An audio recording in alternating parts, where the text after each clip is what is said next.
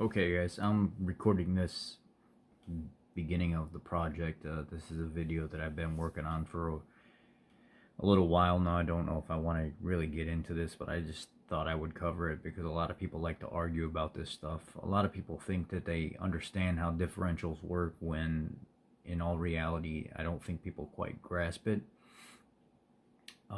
If we talk about open differentials, a lot of people are like, well, with an open differential, if you have one wheel spinning and one wheel on the ground and it's not moving, well, the wheel that's spinning is getting all the power. That's not how an open differential works.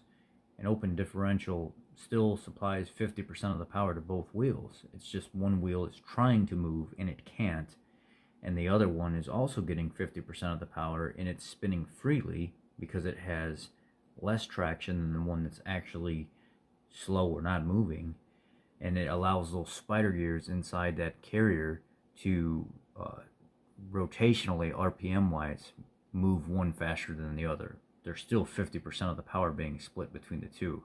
A lot of people like to say that one's getting more power than the other.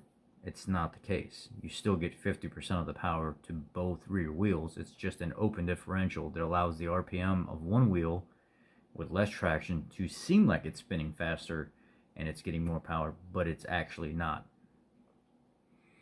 When you look at a limited slip differential, it operates like a open differential does and allows the wheels to turn at different speeds. But if there's no excessive load, it essentially does act like an open differential. It travels nicely. It doesn't chirp tires around corners and stuff like that. But as soon as speed load is applied, it's always going to send more power to the wheel with more traction. That's the function of the limited slip. It limits the slip under like a heavy load, and it allows it to slip when there is no load. So it'll apply a clutch pack type system or a spring loaded type design, or like Eaton where it has two different clutch packs plus like a governor style spring that can operate and actuate different cam mechanisms in the differential assembly itself, engaging how it's supposed to, and then under load or a decrease of load and speed will actually start to deactivate those cams and let those clutch packs go ahead and relax and stuff like that, and allow it to go back to an open style differential. So an LSD would be the essential way, because if you have both tires on the ground and they're both getting amazing traction on dry pavement, and then you just stomp on it and you load it, you're going to light both those tires up. But if you have one tire that's like on a patch of water and you have another tire that's like over on dry pavement and you load that up, that LSD is going to say, oh wait, we don't want 50% of the power going to the spot that's on crappy water and stuff like that, or less traction. We're going to start diverting more of that locking limited slip type stuff over to the wheel with more traction. We're going to try to pull out of this. So that's why like a lot of lighter off-road type stuff, not real heavy off-road type stuff, and even some of the heavier stuff, the guys do really good with limited slip differentials, because the wheel that's always getting more traction is going to receive more of that power, and it's going to allow it to actually do more work because it has more traction. So we think of these things wrong, and I see people on the internet arguing about this stuff, and it's ironic that one of the people tonight here on a lot of people are like, oh, my F-150 has a limited slip differential. I mean, they may have made exceptions in certain models to put stuff like that, but most of your F-150s have an open differential. If you look at any of the ones that I've previously done, which that was on my old channel, so you may not be able to find some of those videos now, there's no clutch system in the rear end. There's no locker spring in the rear end. There's none of that. It's an electronic engaged locking mechanism that can lock the rear wheels, but there's no limited slip function. It's simply a pinion, a ring gear, a carrier, a spider assembly, and nothing to lock them in until you reach up there and grab that electronic switch and pull it out and lock in that rear end. It's not a limited slip differential, it's a locking differential, but it's an open differential. So I wanted to just kind of add more to this video tonight, talk about some more things, misconceptions. In open differential, it's never going to send more power to the wheel with more traction. That's not how it's designed. It's always going to split 50% of the power to both wheels. And it's going to seem like one is traveling faster because of RPM, but it's not getting any more power. A limited slip differential is a very, very good differential, just for the simple fact that it will supply more power to the wheel that has more traction, and it will limit the slip in those situations. But then it will go back to open, like an open diff type situation when traveling around corners and just normal driving and stuff.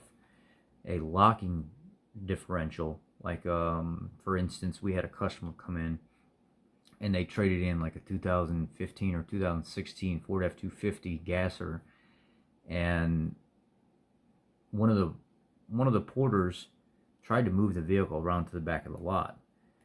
And he came in and he was like, "Rich, I don't know what's going on with this truck, but when I drove it from the front to the back as I was going around the corner, it was like, burp, burp, burp, burp. The tires were chirping and it was jerking and stuff like that." And he said, "It sounds terrible. I don't know what's going on. It sounds like transmission's going out."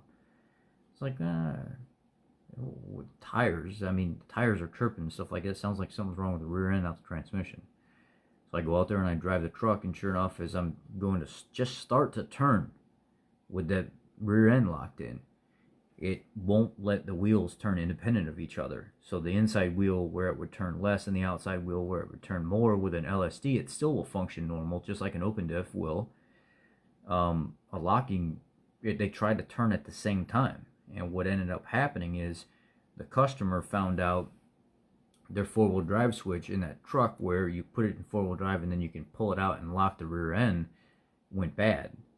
And they called up Ford and they wanted to order a new switch for it. Well, it's on national back order and it's like a $150 switch, and they were thinking about trading the truck in anyway. So they went over to one of their other service trucks or something like that. I don't understand the whole situation. And they pulled a coin holder out of it and stuck it in that truck, and they lost the four-wheel drive switch, or did something with the four-wheel drive switch, but they had it locked in that locking position. The rear end was locked. So I reached down there at the rear end, F-150s, 250s, and I actually grabbed the green connector to the electronic locking diff switch, or the actual connection in the rear diff, and I unplugged it, and it unlocked the diff because I took away the power and stuff to it. And then it took about 6 weeks for that new switch to come in. Plugged everything in, it reset all the lights and stuff like that when it seen that it had a complete circuit and stuff, and it functioned normal. But, you know, in an extreme situation, sure, a locker may be nice, like an electronic locker, but an LSD is probably by far the best thing, because you're getting the best of both worlds. It's going to apply torque where it needs to apply torque on the higher traction side, but it's also going to let you slip in turns and stuff and act normal. So an LSD, to me, would be the best way to go. I don't understand why there's a big debate and argument about this. It's a very touchy subject in the truck world and, you know, the high performance world and stuff like that.